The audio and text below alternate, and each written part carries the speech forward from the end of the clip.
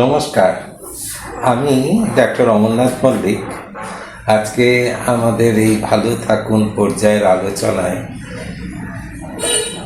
আমাদের যে অবচেতন মনে একটা ধ্বংসাত্মক প্রবৃত্তি থাকে, অর্থাৎ ডেথ ইনস্টিংক্ট আমরা যেটাকে বলি, অবচেতনে কিন্তু আমরা আমাদের ধ্বংস করতে, ক্ষতি করতেও চাই।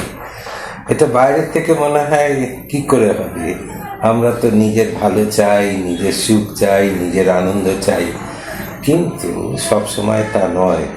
অবচেতন মনে কিন্তু আমরা নিজেদের ক্ষতি হোক, খারাপ হোক, এটাও অনেক সময় চেয়ে থাকি, এবং তার জন্যেই কিন্তু আমরা অসুখ করলে ডাক্তারবাবু যখন ওষুধ দিয়েছেন ওষুধ খেতে ভুলে যাই, অথবা ঠিকমতো ডাক্তারের কাছে রিপোর্ট করতে ভুলে যাই। যখন কাউন্সেলিং করি, কাউন্সেলারের কাছে আমি যখন ভালো হয়ে যাচ্ছি, তারপরেও কিন্তু আমরা যেতে চাই না বা ডেট মিস করি।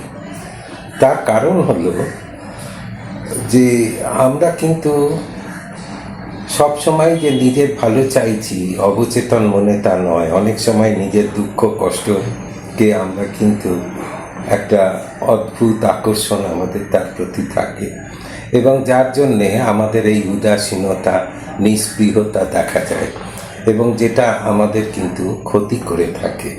এই ব্যাপারটা কিন্তু আমাদের সতর্ক হওয়া উচিত, এবং এটা বুঝতে হবে যে নিজের আমরা ভালো চাইছি বটে, কিন্তু সব সময় তা হয়ে উঠছে না বা হয়ে ওঠে না।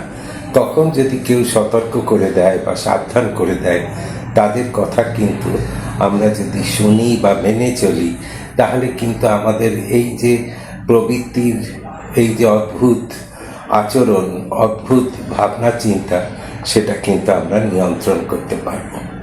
নমস্কার।